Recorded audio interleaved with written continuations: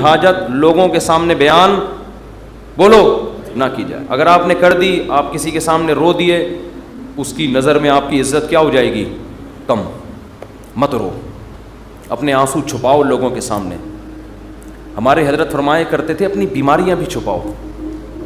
کوئی بیماری ہے کس کے بیان کرو, بولو.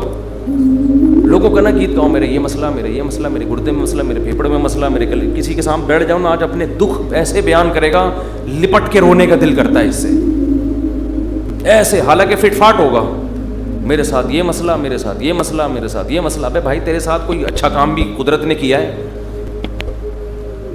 حضرت حکیم الامہ مولانا اشرف علی تھانوی رحمہ اللہ تعالیٰ کو حضرت ڈاکٹر عبدالحی صاحب رحمہ اللہ نے خط لکھا, مسئلے لکھے نا, حضرت یہ مسئلہ, یہ مسئلہ, یہ ٹینشن, یہ پریشانی, یہ پریشانی, یہ پریشانی, یہ پریشانی, آپ دعا فرمائیں.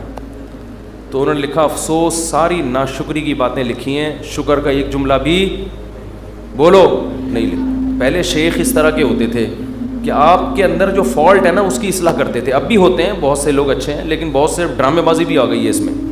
آج ایک آدمی نے مجھے بتایا کہ اچھا بھلا ایک رشتہ ہو رہا تھا میرا, تو لڑکی کے ابا جو ہیں ان کے کوئی شیخ, ان کے کوئی بزرگ ہیں. ان لڑکی کے ابا نے بزرگ سے پوچھا کہ میری بیٹی کے لیے فلاں کا رشتہ آ جائے. بزرگ نے استخارہ نکال کے منع کر دیا. یہ بھی ایک مبالغہ ہے, غلو ہے. اپنے بچوں کی شادی میں اپنے شیخ سے پوچھنے کی آپ کو ضرورت. دیکھو شیخ پیر و مرشد کا مطلب کیا ہوتا ہے, وہ آپ کو اللہ اللہ سکھائے, آپ کو دین کی باتیں سکھائے, آپ اس سے شریعت سیکھو, اللہ سے تعلق سیکھو. شادی بھی اپنی مرضی سے کرو. آپ ہر چیز میں شیخ سے پوچھا جا رہا ہے, تو بھائی وہ آپ کے گھر کے حالات آپ سے زیادہ نہیں جانتا. باپ جتنا اچھا بیٹی کے لیے فیصلہ کر سکتا ہے, ماں جتنا اچھا فیصلہ کر سکتی ہے, پیر و مرشد نہیں کر سکتا. پتہ نہیں کیا بنا لیا لوگوں نے پیر و مرشد کو. اپنی شادی بھی پیر صاحب جہاں کہیں گے وہاں ہوں گی, بچے کی شادی بھی پیر صاحب. وہ بھائی پیر ہے, یہ تمہارا باپ ہے, یہ خدا ہے. یہ پیر صاحب اللہ اللہ سیکھنے کے لیے, ان کو بولیں بس اللہ اللہ سکھائیں, ٹھیک ہے نا. اس کے علاوہ مجھ سے لوگ آ کے, بہت سے عقیدت مند لوگ ہیں, مجھ سے آ کے پوچھ رہے ہوتے ہیں میری بچی کا یہ مسئلہ وہاں کر دوں. میں کہتا نہ میں آپ کی بچی کو جانتا ہوں, نہ میں اس کمبخت کو جانتا ہوں معذرت کے ساتھ جس سے آپ کی بچی کی شادی. میں کہاں مشورہ دوں گا, خود فیصلہ کرو بھائی. تو اتنا زیادہ اپنے گھروں میں یہ جو پیر و مرشد ٹائپ کی چیزیں ہیں, جو اور ایک نمبر پیر ہوگا نا وہ یہی مشورہ دے گا, کہے گا بھائی اللہ اللہ سیکھو, مجھے کیا پتا کہ آپ نے کہاں شادی کرنی ہے کہاں نہیں کرنی ہے. تو آپ کا گھریلو معاملہ ہے. طلاقیں دے رہے ہیں پیر سے پوچھ کے. طلاقیں کس سے پوچھ کے دے رہے ہیں؟ پیر و مرشد سے پوچھ کے.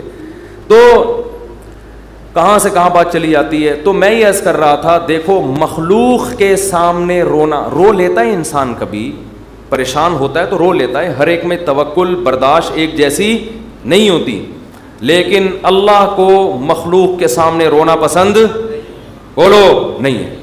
میری عادت ہے, میں اپنے بھی کچھ معمولات کبھی کبھار بتا دیتا ہوں. کبھی اللہ نہ کرے کوئی بیماری آئے, اللہ نہ کرے, تو میں کبھی دعا کی درخواست بھی مسجد میں اعلان نہیں کرواتا. احتیاط نہیں کی, اور ہو گیا تو بھی ٹیسٹ نہیں کرایا. فنٹر گیری چل رہی تھی اس وقت, تھوڑی انسان ذرا اور ینگ ہوتا ہے تو فنٹر پنا اس میں زیادہ ہوتا ہے. ٹیسٹ کروا لیتا, ٹائم پہ علاج ہو جاتا تو مسئلہ نہیں بنتا. بخار ہوا, اتر رہا ہے, چڑھ رہا ہے بخار, فنٹر گیری میں ہی ہم زندگی گزار رہے ہیں, وہ بہت ہی خطرناک ہو گیا. یہاں مؤذن, میں مارکیٹ سے شارٹ ہو گیا, 10-12 سال پرانی بات ہے. مارکیٹ سے جب بھی کوئی چیز شارٹ ہوتی ہے جو ہر وقت اویلیبل ہو تو لوگوں کو ٹینشن ہوتی ہے. مؤذن صاحب نے یہاں اعلان کر دیا, امام صاحب کی طبیعت بہت خراب ہے, تمام حضرات سے دعاؤں کی درخواست. میں نے مؤذن صاحب کی کھنچائی کی. میں نے کہا میں نے آپ کو کہا ہے کہ آپ پبلک کو بتائیں کہ امام صاحب کی طبیعت خراب ہے, کیا ضرورت ہے شور مچانے کی. طبیعت کا ٹھیک ہونا, طبیعت کا خراب ہونا, یہ سب چیزیں نیچرل ہیں, نارمل ہیں. کبھی ٹھیک ہوگا, کبھی خراب ہوگا, کبھی مرے گا, کبھی جیے گا. ہر چیز کی مسجد سے اناؤنسمنٹ. پھر لوگوں کے فون آنا شروع, سنا ہے آپ بیمار ہو گئے. وہ ایک درد سر بن جاتے ہیں انسان کے لیے. صرف ان لوگوں کو انسان بتا دے, اپنے چند بزرگوں کو جن سے اسپیشلی دعا کی درخواست کی جا سکتی ہے. بھئی طبیعت خراب ہے, آپ سے کہہ رہا ہوں کہ آپ میرے لیے دعا کریں. شور مچانے کی, لوگوں میں پبلش کرنے کی اس کو کی ضرورت نہیں ہے. یہ اللہ کو پسند نہیں ہے یہ عادتیں.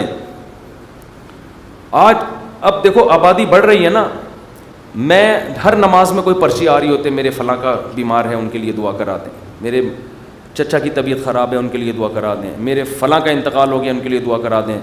اس کا کیا ہوتا ہے, میرے دماغ میں ان کا نام رکھنا مشکل ہو جاتا ہے. نام رکھنا کیا ہو گیا, الحمدللہ اللہ کا گلے کا توخ, ایک توخ ختم ہو گیا. تو ایک دن ایسا ہوا, فجر کے بعد پرچی, ظہر کے بعد پرچی. اب میں پوری نماز میں بندے کا نام دماغ میں رکھا ہوا ہے کہ وسیم سجاد جو حلیم کی دیگ والے ہیں ان کی طبیعت سیٹنگ چل رہی, نماز کے بعد دعا کرانی, کیونکہ نہیں کرو پھر لوگ ناراض ہوتے ہیں, آپ کو بولا تھا ان کے لیے دعا کراؤ. یا تو پرچی وہاں لے جا کے رکھ دیں نا, زبانی میں اور ٹینشن.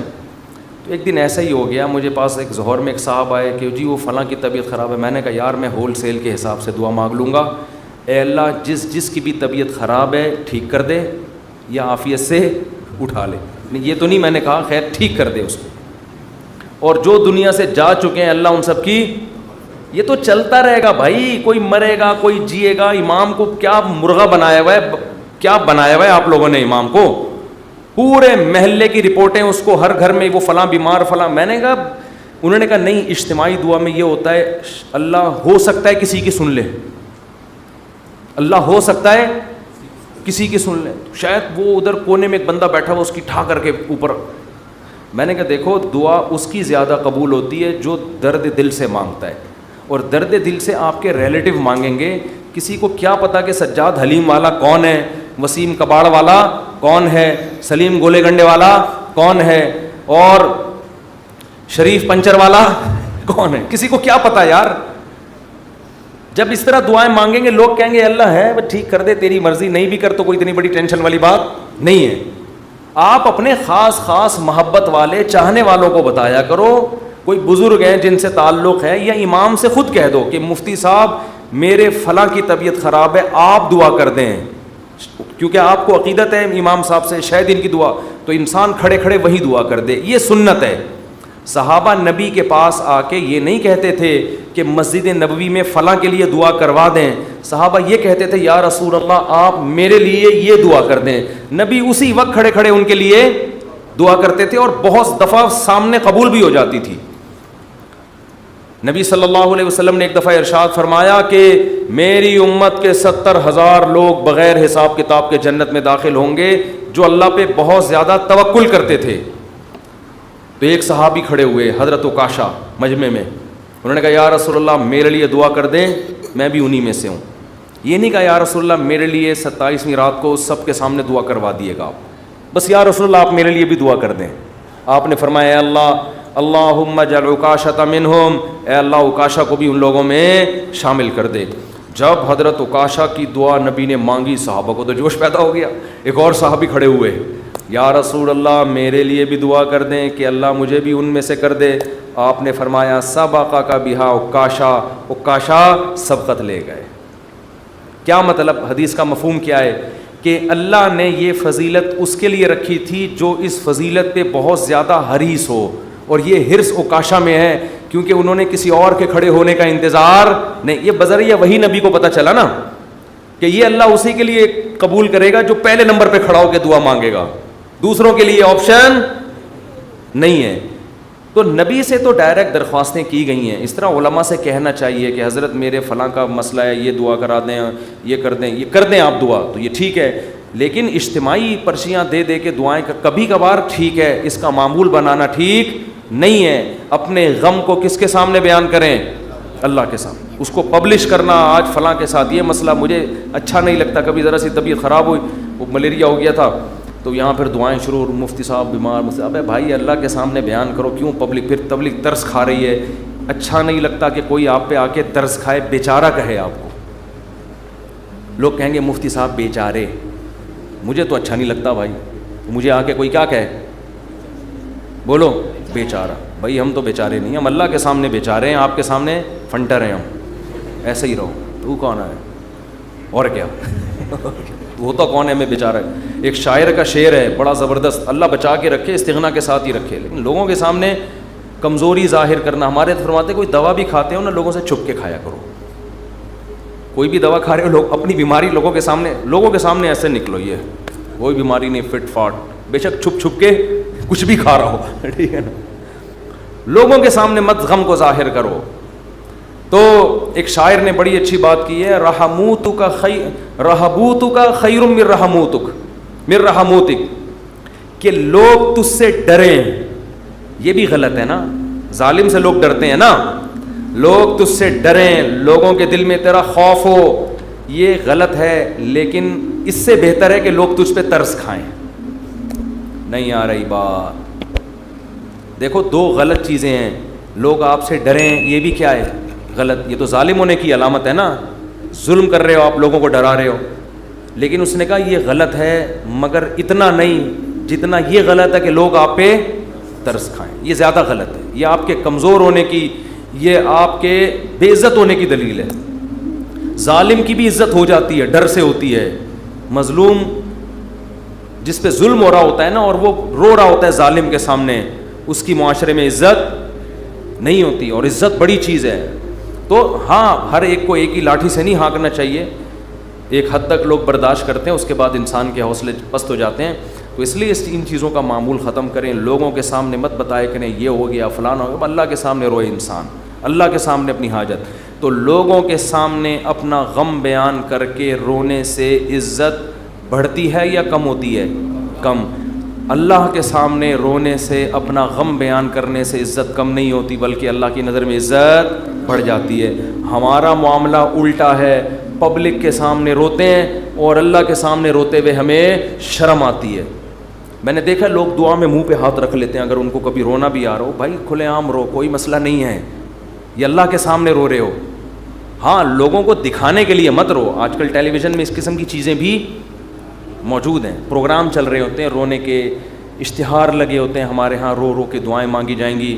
آدمی حیران ہوتا ہے, تم نے پہلے سے ہی اشتہار لگا دیا اور بالفرض تمہیں رونا نہیں آیا تو پبلک کہے گی تم نے اعلان تو یہ کیا تھا رو رو کے دعائیں مانگی جائیں گی, کم بخت رو کیوں نہیں رہا ہے اب تو یہ ناٹک اور یہ ڈرامے اللہ کو پسند نہیں ہے. اور کمال کی بات یہ ہے کہ ہمارے نبی نے فرمایا اللہ سے رو کے دعا مانگو, رونا نہ آئے تو ٹینشن کی بات نہیں ہے, رونے والی صورت بنا لو, انداز رونے والا ہو, اسٹائل رونے والا ہو, جیسے بھکاری مانگ رہے ہوتے ہیں.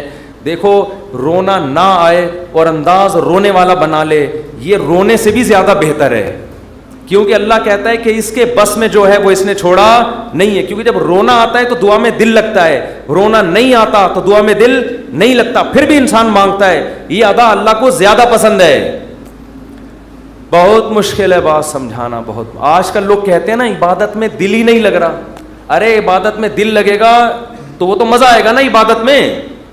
کمال تو جب ہے جب دل نہ لگے پھر بھی کرو عبادت, پھر بھی عبادت کرے انسان. تو اللہ کے سامنے روتے ہوئے شرم محسوس بولو نہیں کرنی. جیسے اذان کہتے ہوئے شرم نہیں آنی چاہیے. سفر میں جب ہم جاتے ہیں نا, بعض دفعہ ٹرین جنگل سے گزر رہی ہوتی ہے. علماء کہتے ہیں کہ اگر ایسی جگہ نماز پڑھنی ہے جہاں قریب میں کوئی محلہ نہیں ہے, اذان نہیں ہوئی ہے, تو فرض نماز کے لیے پھر آپ کو کیا اذان کہنی ہے, وہاں اذان پڑھنی ہے. اب میں نے وہاں نمازیوں کو بھی دیکھا, ان کو اذان دیتے ہوئے شرم آ رہی ہوتی ہے. ٹرین میں اذان دیتے ہوئے لوگ کیا کہیں گے؟ ملا. لوگ کیا کہیں گے؟ ملا کہیں گے. ابے یہ تو پورا ملا نکلا. ہمارے محلے میں ایک صاحب کا رشتہ ٹوٹا اسی چکر میں. اچھا بھلا نوجوان, فٹ فاٹ, کھاتا پیتا, خوبصورت آدمی. اس کے لڑکی والے آ گئے گھر میں منگنی کرنے کے لیے, اتنے میں اذان کیا. لڑکا گھر میں نہیں تھا, اذان کی آواز آئی. اب لڑکے والوں نے فخر سے بتایا کہ پتہ ہے ہمارا بیٹا اذان دے رہا ہے, یہ جو اذان ہے نا یہ ہمارا بیٹا دے رہا ہے. لڑکی والوں نے کہا ابے یہ تو ملا نکلا. یہ کیا نکلا؟ یہ سچا واقعہ بتا رہا ہوں. اس بیس پہ انہوں نے رشتہ توڑ دیا. تو کل قیامت میں پتہ چلے گا بھائی. اللہ کہے گا جاؤ ان لبرل لوگوں کے ساتھ اسی جہنم کی آگ میں جاؤ. وَإِذَا نَادَيْتُمْ إِلَى الصَّلَاةِ اتَّخَذُوهَا هُزُوًا وَلَعِبًا. قرآن کہتا ہے جب تم اذان دیتے ہو تو یہود و نصارہ اس اذان کا مذاق اڑاتے ہیں. تو اللہ کا نام آسمانوں میں بلند کرتے ہوئے ہمیں شرم محسوس نہیں کرنی چاہیے. اس لیے کبھی جنگل میں، ٹرین میں، جہاں ٹرین اگر اسٹیشن پہ ہے تو اذان کی ضرورت نہیں ہے، لیکن اگر جنگل میں ہے اور آپ نے فرض نماز پڑھنی ہے تو ایسے ٹرخانے والے طریقے سے نماز نہ پڑھا کرو، بلکہ پراپر طریقے سے کھڑے ہو کر قبلہ تلاش کرو کدھر ہے، پراپر طریقے سے اذان دو. اس میں اگر شرم آ رہی ہے تو اور زیادہ دو، ٹھیک ہے نا. اللہ کو بتاؤ کہ اللہ ان کمبختوں کو نماز چھوڑتے ہوئے شرم نہیں آ رہی تو مجھے تیرا نام بلند کرتے ہوئے شرم کیوں آئے گی. اذان بہت بڑی عبادت ہے، اللہ کی کبریائی آسمانوں میں بلند ہوتی ہے. اور ایک بات اذان پہ آئی ہے تو یہ بھی بتا دوں، اذانیں بہت لمبی کھینچنا یہ سنت نہیں ہے. آج کل اذان شروع ہوتی ہے، اللہ، وہ اتنا کھینچتا ہے اذان کو، اتنا کھینچتا ہے. یہ مد کہیں بھی ثابت نہیں ہے اذان میں. دیکھو اللہ اکبر میں جو الف کی مقدار ہے نا، اللہ، یہ اللہ ہی ہے بس، اللہ نہیں ہے کہیں بھی. تجوید کی روح سے ادھر مد بنتا ہی نہیں ہے. ہاں جب آپ کہتے ہیں حی علی الصلاح تو یہاں مد ہے، صلاح کو کھینچ سکتے ہیں، حی کو نہیں کھینچ سکتے. حی علی الصلاح، لوگ کیا کریں، حی علی الصلاح، عجیب عجیب اذانیں ہو رہی ہیں. ایک دفعہ ہم کہیں گئے نماز پڑھنے کے لیے تو اذان جب شروع ہوئی نا تو وہ کہنے لگے ایسے اسٹائل میں اذان کے، میں ابھی بتاؤں گا تو پھر وہ میم بن جائے گی اس پہ.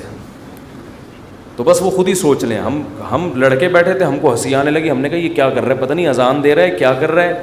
ایک امام نماز پڑھا رہے تھے، السلام، پوری نماز صحیح پڑھائی. جب وہ سلام پھرنے لگے تو السلام علیکم ورحمۃ اللہ. ہم نے کہا یار اچھا بھلا السلام علیکم ورحمۃ اللہ پڑھ رہے تھے، السلام علیکم ورحمۃ اللہ کر کے ادھر گھما. عجیب، نہ قرآن سیکھتے ہیں نہ اذان سیکھتے ہیں. جس کو کھڑا کر دو لے جا کے بس وہ شروع کر دیتا ہے. ایک امام کے پیچھے ہم نے نماز پڑھی دیہات میں، وہ پوری سورہ فاتحہ غلط پڑھ رہے تھے لیکن ان کو توئیں پڑھنا آتا تھا. بس انہوں نے نورانی قاعدے میں توئیں کا لفظ اچھی طرح سیکھ لیا تھا. تو ہوتا ہے، یہ تا نہیں ہوتا. باقی کچھ سیکھا نہیں انہوں نے. اب وہ نماز پڑھا الحمدللہ رب العالمین، حمدو کو پڑھ رہے ہیں حمدو. ہم نے برداشت کر لیا. اہدنا الصراط، صاد نہیں نکل رہے، لیکن جہاں تو آئے گی نا کہتے ہیں اہدنا الصراط المستقیم.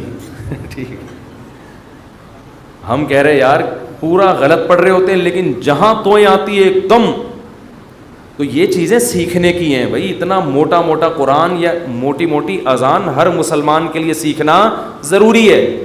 تو اذانوں کو بہت زیادہ کھینچا نہ کریں. ایک تو خلاف سنت بھی ہے، دوسرا لوگوں سے پھر ادب نہیں ہوگا اذان کا.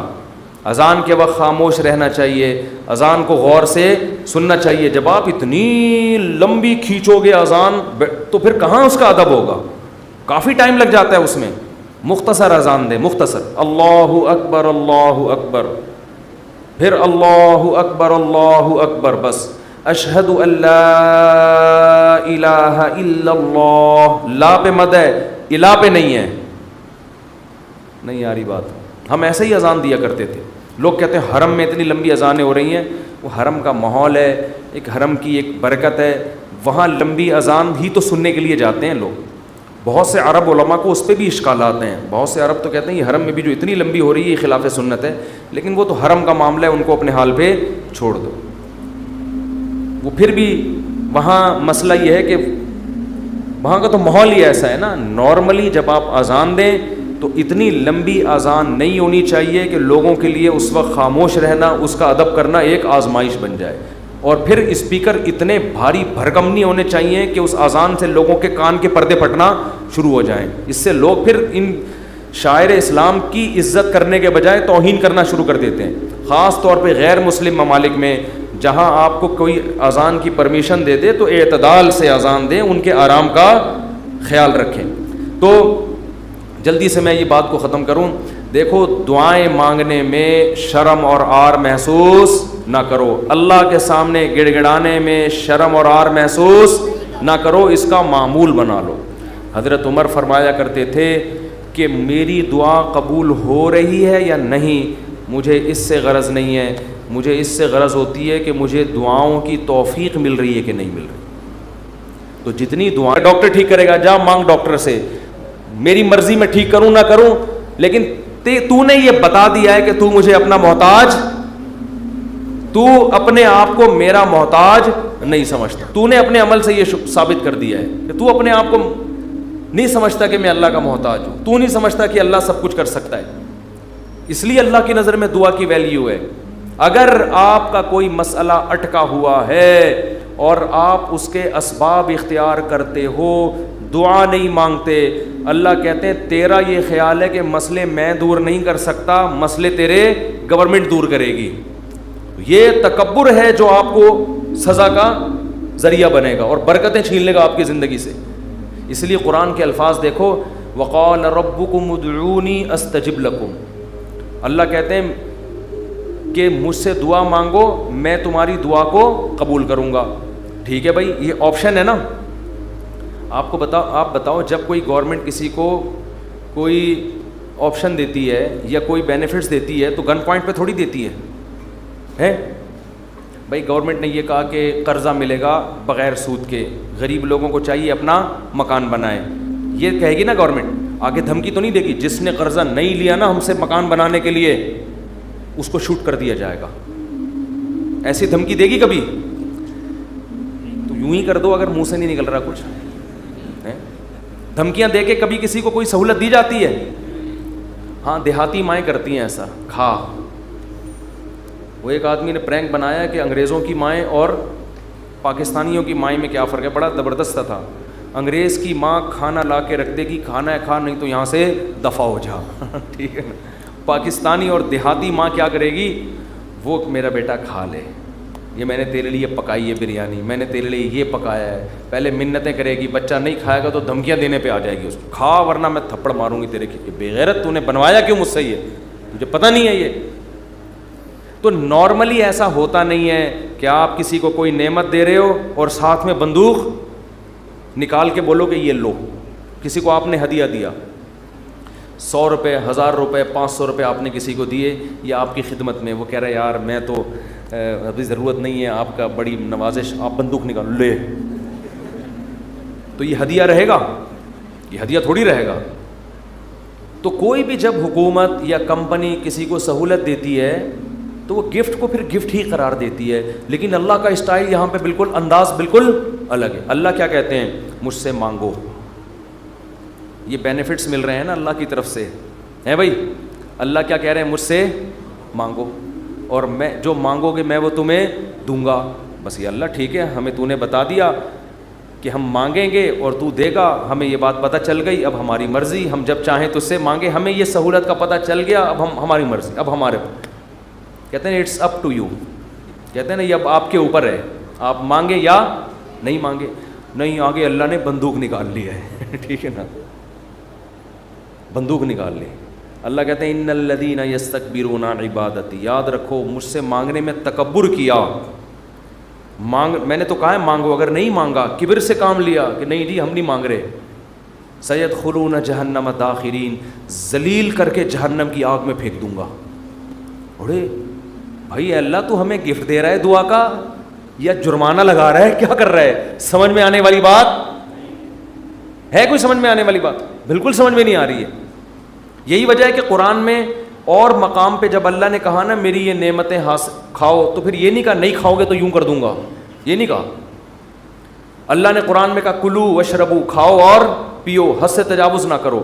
یہ نہیں کہا اگر نہیں کھایا نا تو جہنم میں پھینک دوں گا, یہ کہا قرآن نے. کیا ہو گیا بھائی؟ اللہ نے کہا فن کے ہو, نکاح کرو, یہ نہیں کہا نہیں کیا نا جہنم میں پھینک دوں گا میں. بشرطے کہ گناہ سے بچے انسان, گناہ کرو گے پھر تو جاؤ گے جہنم میں.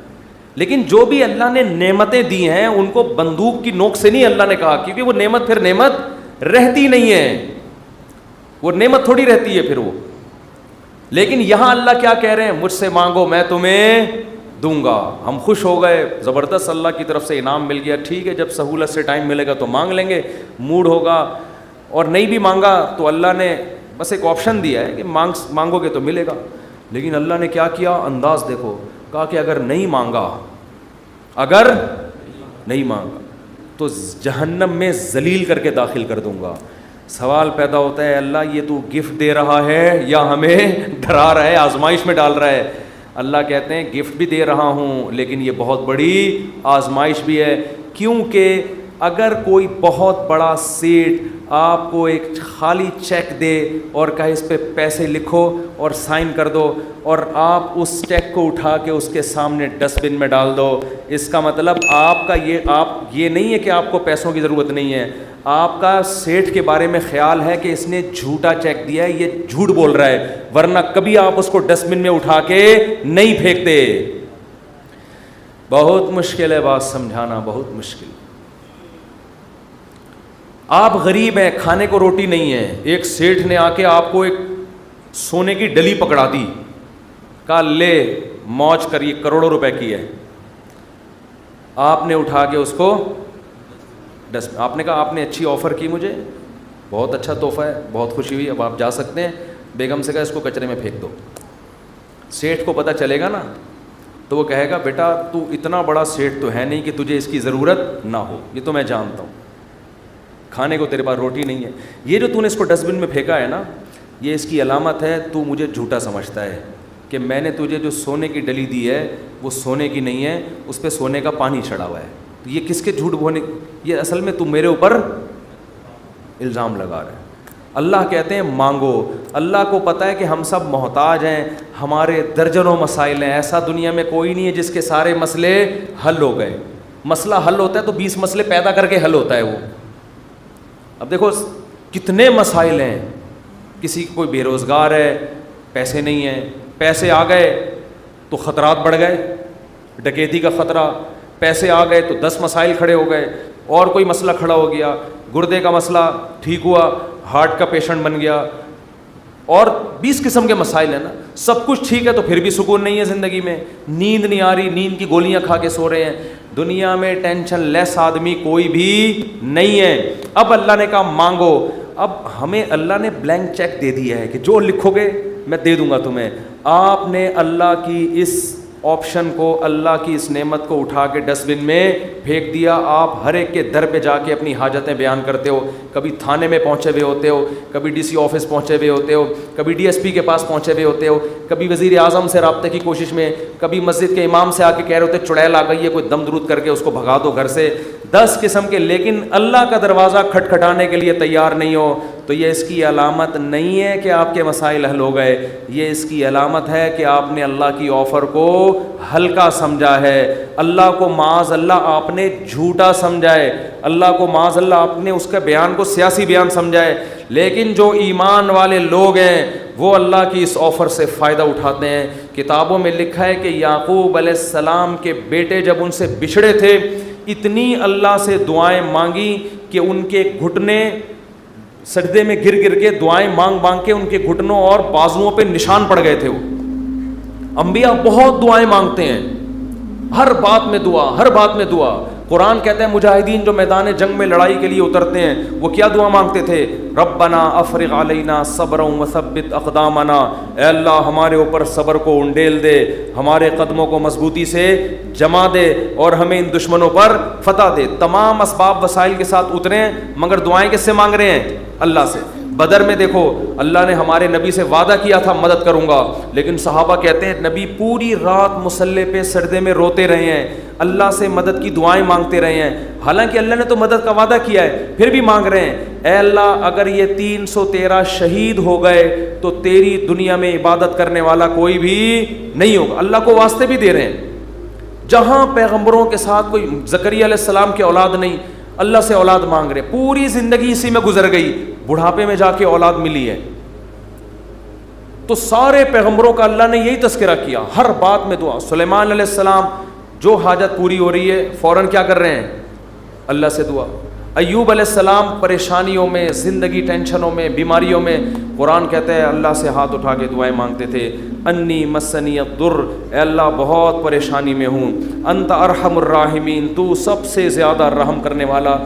پیغمبروں کو اس سے غرض نہیں ہوتا, اس سے غرض نہیں ہوتی کہ دعا قبول ہو رہی ہے یا نہیں ہو رہی. وہ کہتے ہیں ہم مانگتے رہیں بس, ہمارا کام کیا ہے. اور یاد رکھو جب قبول نہ ہو رہی ہو نا پھر مانگنے کا مزہ ہے. مزہ کب ہے؟ آپ کے کیسی الٹی الٹی باتیں کرنے کے لیے مصطفیٰ نے بلایا ہوا ہے. قبول نہ ہو رہی ہو نا تو پھر ہے مانگنا, تبھی تو یہ اس کی علامت ہے کہ آپ کا اللہ پہ ایمان ہے اور وہی قبول ہوتی ہے. بعض دفعہ آپ اللہ سے جو چیز مانگتے ہیں اللہ وہ نہیں دیتا, اس کا آلٹرنیٹ دے دیتا ہے. ایک صاحب کا فون آیا, مجھے کسی سے عشق ہوا ہے اور میں دعائیں مانگ مانگ کے تھک گیا, پھر بھی نہیں ہو رہی شادی. آج کل تو لڑکوں کے یہی مسائل ہیں, مانگ مانگ کے دعائیں تھک گیا. تو آپ کہتے ہیں دعائیں قبول ہوتی ہیں, میں تو پھر اس پہ اور تڑکا لگا دیتا ہوں. میں کہتا ہوں بہت سے لوگ کہتے ہیں ہم جس کو مانگ رہے ہیں وہ ملی نہیں, چلو نہیں ملی مقدر میں ہوگا, دعا قبول نہیں ہوئی. مفتی صاحب کہہ رہے ہیں دعائیں کیا ہوتی ہیں؟ قبول. لیکن اس کی کہیں اور شادی کی خبر ہمیں مل رہی ہے. تو اللہ اگر دعا قبول نہیں کرتا تو کم از کم ایسا تو نہ کرے نا کہ اس کی کہیں شادی ہو رہی ہے اور ہمیں اطلاع مل رہی ہے. خوشی خوشی لوگ بتا رہے ہیں تمہیں پتہ ہے اس کی شادی ہو گئی. چلو یہاں تک بھی بات سمجھ میں آتی ہے. اس کے بچہ ہوا, ہمیں اطلاع دی جا رہی ہے آ کے, ارے تمہیں خوشخبری سنا ہے وسیم بھائی, کوئی وسیم بیٹھے ہو تو معذرت, تمہیں پتہ ہے وہ جو تمہاری کلاس فیلو تھی اس کی ایک جگہ شادی ہو گئی تھی, اس کے ماشاءاللہ آج بیٹا پیدا ہوا ہے. اور انسان تبتا یار ہم نے تو لیلۃ القدر میں دعائیں مانگی تھی ہمیں مل جائے, اور ادھر بھی چلے بھی وہاں گئی اور اس کے بچہ بھی پیدا ہو گیا. اور تباہی اس وقت آتی ہے جب وہ بچہ سمجھدار ہو کے آپ کو ماموں کہنا شروع کر دے. حقیقت بات جب آپ ان کے گھر جائیں ملنے کے لیے اور وہ آپ کی پرانی گرل فرینڈ بچے کو تعارف کروا رہی ہے, تمہارے ماموں لگتے ہیں یہ رشتے میں, حقیقی تو نہیں ہے لیکن رشتے میں کیا لگتے ہیں؟ ماموں. تو آپ کہو گے یار یہ دعائیں قبول ہو رہی ہیں یا کیا ہو رہا ہے؟ تو اس طرح بھی ہوتی ہیں. تو ایسے لوگوں کو میں کہتا ہوں کہ جو یہ مایوس ہوتے ہیں نا, یہ قبول تو نہیں ہو رہی. او بھائی تو دنیا میں ایک ہی عورت پیدا ہوئی ہے کیا؟ اللہ کے علم میں یہ بات تھی کہ وہ تیرے لیے نقصان دہ تھی, ہر چیز تمہارے لیے نہیں ہے. قرآن کیا کہتے ہیں؟ آسان تکرہوا شیئا, بہت سی چیزوں کو تم پسند نہیں کرتے لیکن اللہ نے اس میں خیر رکھی ہوتی ہے. بہت سی چیزوں کو تم پسند کرتے ہو, اللہ نے اس میں تمہارے لیے خیر نہیں رکھی ہوتی. واللہ یعلم, اللہ کہتے ہیں مجھے پتہ ہے. وانتم لا تعلمون, تم جاہل ہو, تم نہیں جانتے. اللہ سے آگے نکلنے کی کوشش مت کرو. سورہ کہف میں واقعہ نہیں ہے کیا کہ حضرت خضر علیہ السلام نے ایک نوجوان بچے کو قتل کر دیا تھا. موسیٰ علیہ السلام نے پوچھا کیوں مارا, ان میں ماں باپ کا کیا قصور تھا؟ فرمایا یہ بچہ بڑا ہو کر ماں باپ کا باغی بنتا, اس لیے اللہ نے اٹھا لیا اس کو. اور نیک والدین تھے, اللہ ان کو دوسری اولاد دے گا. اب وہ والدین تو رو رہے ہوں گے ہائے ہمارا بچہ اللہ نے چھین لیا ہم سے.